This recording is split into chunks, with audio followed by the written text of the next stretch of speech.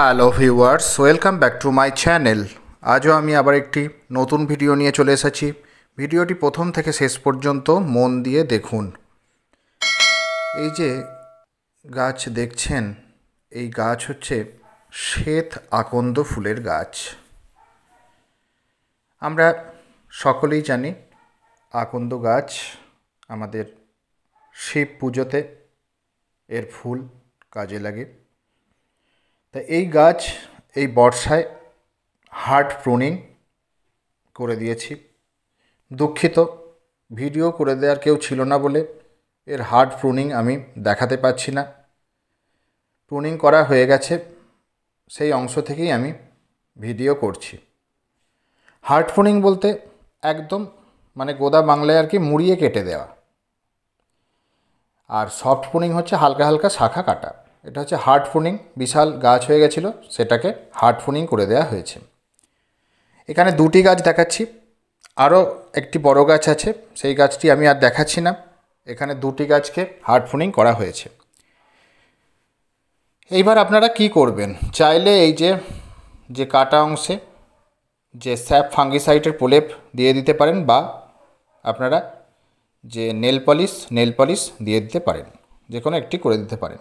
কেন, যেহেতু জল টল লেগে যদি শাখার প্রবলেম হয়, সেই জন্য আপনারা একটু ফাঙ্গিসাইড এখানে গুলে একটু প্রলেপ দিয়ে দেবেন।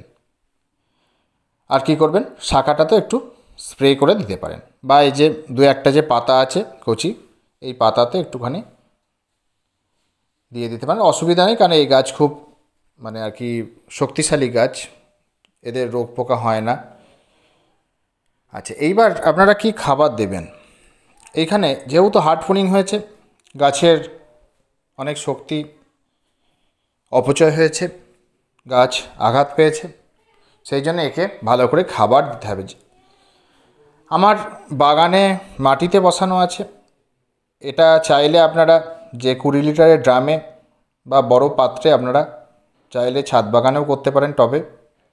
আমারও আছে ওপরে একটা 20 লিটারের ড্রামে বসানো আছে। এটা বাগানে আছে আমাদের মাটিতে একটু পরিমাণে খাবারটা বেশি দিতে হবে। কি দিতে হবে, সব থেকে ভালো হয় এর কাউডাং কম্পোস্ট। একটু পুরনো যে কাউডাং কম্পোস্ট, অন্তত 1 বছরের পুরনো হওয়া চাই, বেশ কালো কালো রং হয়ে যাবে, সেই কাউডাং কম্পোস্ট। আর কি দিতে হবে, সর্ষের গুঁড়ো খোল। কাউডাং কম্পোস্ট কতটা দিতে হবে, কাউডাং কম্পোস্ট দিতে হবে হচ্ছে 2 কেজি, আর সাথে নিতে হবে 1 কেজি সর্ষের গুঁড়ো খোল, যেহেতু মাটিতে আছে। আর সাথে কি নিতে হবে, 250 হাড় গুঁড়ো, 250 শিংকুচি, আর 500 গ্রাম নিম খোল, আর রক্ত সার নিতে হবে 250। এই পুরো মিক্সড করে সারটা তৈরি করে, এই যে পুরো চতুর্দিকটা গোল করে খুঁড়তে হবে। গোল করে খুঁড়ে মাটির সাথে ভালো করে মিশিয়ে জল দিয়ে দিতে হবে। সাথে আপনাদের যদি কলার খোসা থাকে শুকনো, সেই কলার খোসা ছোটো ছোটো করে কেটে শুকিয়ে বা ডাস্ট করে আপনারা 250 গ্রাম ব্যবহার করতে পারেন, তাহলে পটাশিয়াম পাবে। এই খাবারটা অতি অবশ্যই দিতে হবে, কারণ এখন হার্ড প্রুনিং করা হয়েছে। খাবার কিন্তু মাস্ট দিতেই হবে। কিছুদিন পর থেকে দেখবেন ছোট্ট ছোট্ট পাতা গজাবে, এখান থেকে দেখবেন ছোট ছোট পাতা গজাতে শুরু করবে। আবার দেখবেন খুব সুন্দর আকার নিয়েছে, এই গাছ খুব সুন্দর আবার শেপ হয়ে যাবে। অনেক বড় হয়ে গেছিলো বলেই কাটতে হয়। কাটলে কী হয়, অনেকের ধারণা আছে যে গাছ কেটে ফেললে যদি শাখা কাটা হয় গাছ মারা যেতে পারে। না, একদমই না, একদমই ভুল ধারণা।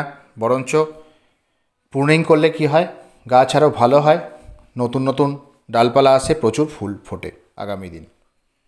এটা সবসময় আপনারা জেনে রাখবেন, আমি আপনাদের বলে দিলাম। অনেক নতুন বাগানিরা আছে যে ডাল কাটতে ভয় পায় বা মায়া করে। না, মায়া করার কোনো কারণ নেই বা ভয় করার কোনো কারণ নেই। আপনারা অবশ্যই ডাল কেটে দেবেন। ফ্যালকনের যে কাটার আমি তো দেখাই কিছু ভিডিওতে, সেই কাটার কিনে রাখবেন।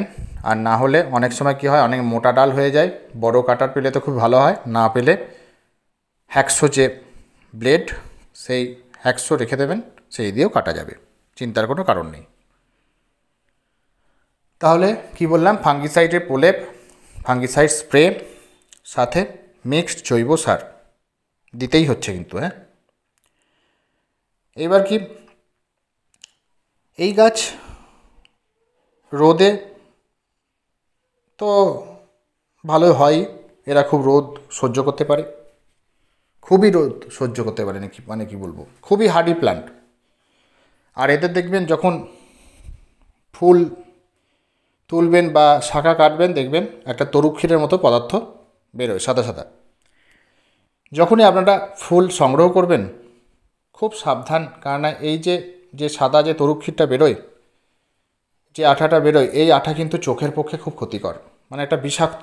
অতএব খুব সাবধানে এই যেন কোনো মতেই যেন চোখে যেন না লাগে। এই গাছের এইটাই সাবধানতা অবলম্বন করতে হয়, এর আঠা যেন চোখে মুখে না যায়, এটা খেয়াল রাখবেন। মানে এমনকি চোখে গেলে চোখ অন্ধ হয়ে যেতে পারে, সেই জন্য খুব বাঁচিয়ে যখন ফুল নেবেন ভালো করে হাত ধুয়ে নেবেন, এটা অবলম্বন করতে হবে আমাদের এই আকন্দর ফুল নেওয়ার সময়।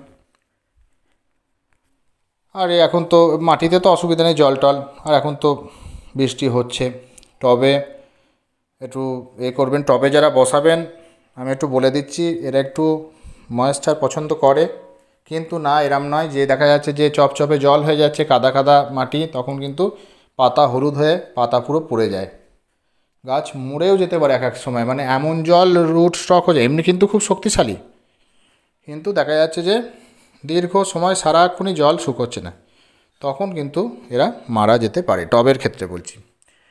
সেই জন্যে সবসময় নিতে হবে কি 50% গার্ডেন সয়েল নেবেন,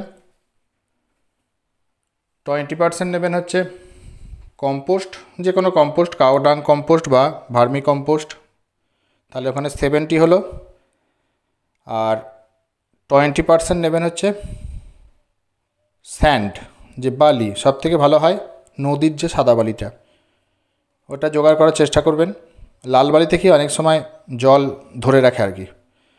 আর 10% নেবেন কোকোপিট, আর এর সাথে হাড় গুঁড়ো, শিংকুচি, লেদার মিল, নিমখোল, সিঙ্গেল সুপার ফসফেট 1 চামচ নিয়ে নেবেন। এইসব মিশিয়ে আপনারা টবের জন্য মাটি প্রস্তুত করবেন। এটা বলে দিলাম নতুন বাগানীদের জন্য। যাই হোক, সব কিছুই বললাম, জল, সানলাইট। আশা করছি এই আকন্দের ভিডিওটি বুঝতে পেরেছেন। আপনারাও গাছ বসান, বাগানের মাটিতে হোক বা আপনাদের ছাদ বাগানে হোক, খুব ভালো দেখবেন, ফুল পাবেন। আশা করছি এই ভিডিওটি আপনাদের কাজে আসবে। যদি ভিডিওটি ভালো লেগে থাকে অবশ্যই লাইক করুন, বন্ধুদের সাথে ভিডিওটি শেয়ার করুন, কিছু জানতে আমায় কমেন্ট করুন। যারা চ্যানেলে নতুন তারা চ্যানেলটি সাবস্ক্রাইব করুন। Thank you.